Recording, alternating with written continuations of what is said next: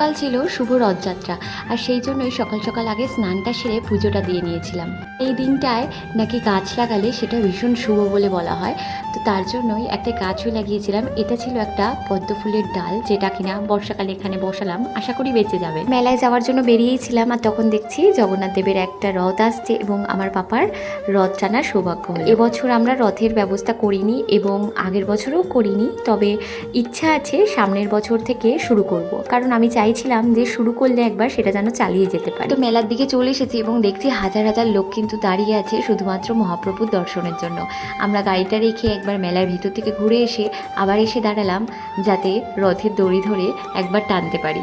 কথায় আছে যে বৃষ্টি পড়লেই রথের চাকা গড়ায়, আর আজকে সারাটা দিন ধরে কিন্তু বেশ ভালোই বৃষ্টি হচ্ছে টুকটুক করে, আর মাঠটা তো পুরো কালা কালা হয়ে গেছে, কিন্তু অসুবিধা নেই, রথের দিন তো বৃষ্টি হবেই, আর এভাবেই মেলা ঘুরতে হবে।